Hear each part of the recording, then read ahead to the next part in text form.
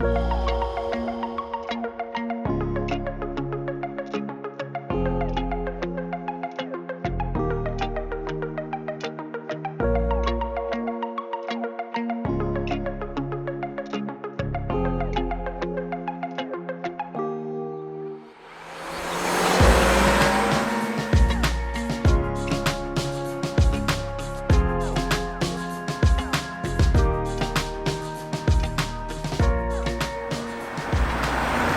right, you guys, welcome back to the show. Today, we've got a very unique BMW here, a BMW that, frankly, no one in BC, here in BC, has seen on the road. This is the first BMW 118i to set foot in our province of British Columbia, and it could possibly be the only 118i so far in all of Canada.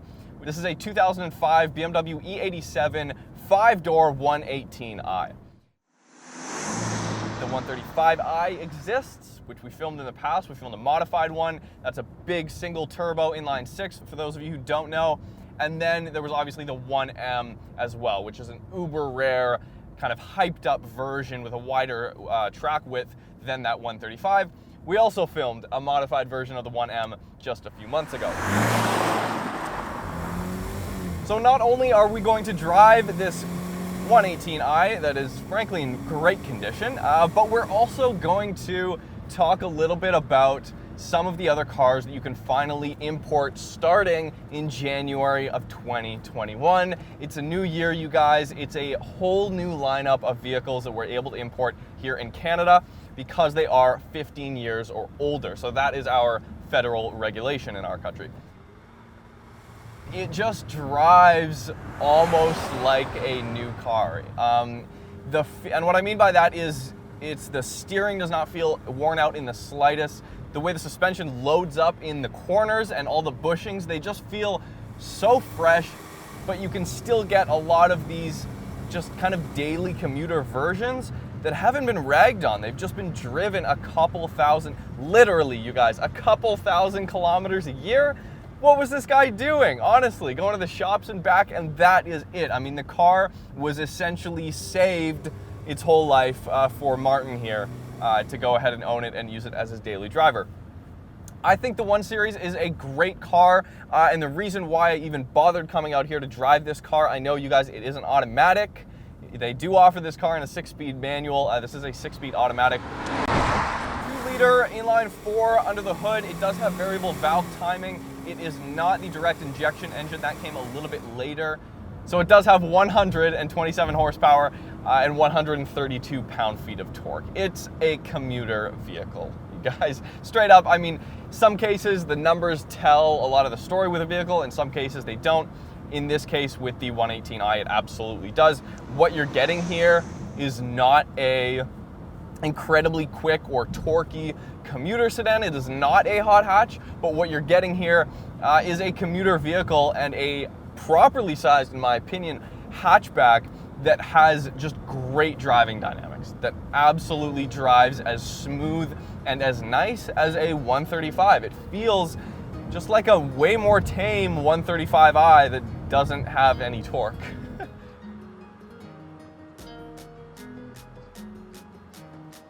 This is exactly what your average commuter in North America needs. This is exactly what they need.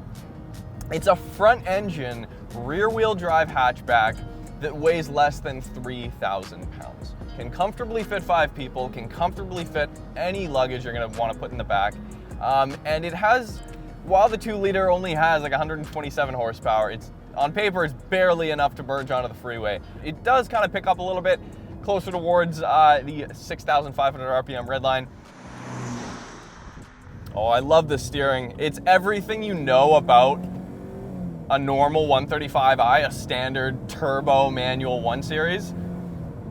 And the way it drives is just so incredibly smooth. Yeah, this is a great example. Martin, you've imported a fantastic example of a 118i, and it's only people like Martin who are gonna bring in cars like this that are this clean and are gonna be the ones who import, the first 118 in all of BC, because Martin's had his eyes on this car for months and months, right? And now he tells me he's actually waiting, he's gonna wait and import the 6-cylinder version of this car. I believe it's a 230i rather than a 235i, and it has a naturally aspirated inline six, making, God, like 270 something horsepower with a manual. And that's coming, because I believe that was for the 05 model year as well, but I think Martin was saying that it was very difficult for him to find, or at least he couldn't find one with that spec in time to import this year. So, you know, that's the import game. You kind of know what you want and you wait for what comes up. And this is a fantastic example. It's a front engine, rear-wheel drive, small, lightweight, compact car from BMW. I think that's all you really need to know when you're looking at this from an enthusiast perspective. There are a few other different things on the European and Japanese 1 Series as opposed to the North American ones as far as safety and lighting goes.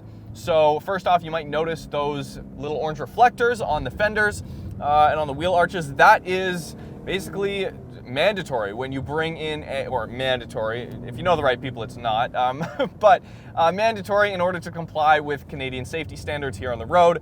And then what you also might notice a little bit different is the headlights on this model are completely just kind of white and silver. They don't have any amber in the corners, and that again is because most European cars and Japanese cars did not need to have amber corners, and they, you know, gives a little bit of a cleaner look. It's kind of like a frost kind of look on the front end there. It looks totally different from any other North American 1 Series. Not everyone's a fan of the way this car looks. My friend Jesse literally just replied to my Instagram story and was like, oh God, that rear end is hideous.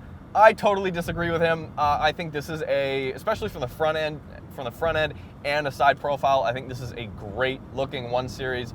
I've seen photos of the 3-door. You can even get this in a 3-door hatchback over in Europe and Japan. So while yes, I know the 118i might not be for everybody, this is exactly why right now I'm going to show you guys a few more models that we will be able to import in 2021 here in Canada. These are, just in my opinion and in our opinion here at Roads Untraveled, the most exciting vehicles that you will be able to import beginning next year. Okay, so you've made it this far, and you're looking to see what you can import into Canada beginning January 2021. So in 2005, that was actually the debut of the 997 generation 911, obviously the second generation water-cooled 911, much better than the 996. You can't get the GT3s until 2006, and you can't get the turbos until 2007, but you can get the Carrera S and the base Carrera starting in 05. I was recently on the auctions. You can pick up a 997 Carrera right now in Japan for around 30,000 Canadian, which is, I mean, you don't really want the base Carrera, but that being said, they're cheap. And then the turbos can be had for about as low as 70,000 Canadian, which is basically the same as anywhere in North America, whether you're in the US or Canada. So the main benefit here is basically there's just more supply. There's more choices and more different vehicles to look at if you want a certain spec. This is a very interesting one, and you European car fans might want to listen up. The 2006 B7 Audi RS4. Now, of course, the RS4 B7 generation was actually sold in North America, but only as a sedan. Only 2,000 RS4s were ever sold in the USA out of a total 10,000.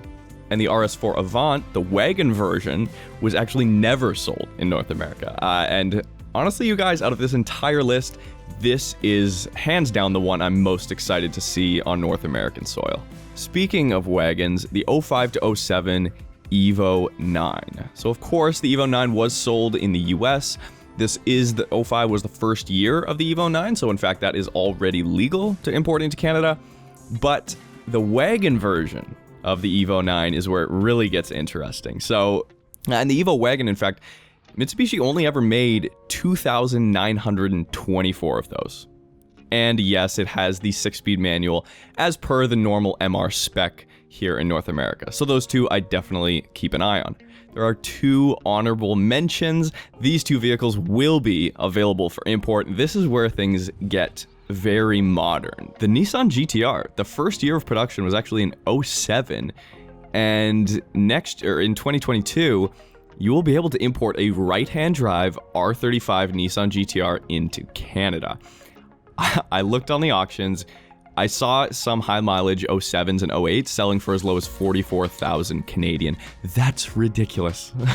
So yes, for cars that were sold both in North America and Japan, the main benefit you're going to get from importing them is just that lower cost. The last vehicle I'll mention here is the 07 Lexus ISF. And you can find them on the auctions and for sale in Japan for as low as $20,000 Canadian or around 14,000 USD, which is at least $5,000 to $10,000 less expensive than you would pay for a comparable model here in North America. So lots of cool cars coming up. Anyways, thanks guys for watching. Don't forget to subscribe if you haven't already. Hit us up on Instagram at Roads Untraveled to see what we're shooting on a day-to-day basis. And we'll be back very soon with an entire series on these Fast and Furious replica cars that we drove over in Edmonton. Until next time, we'll see you then.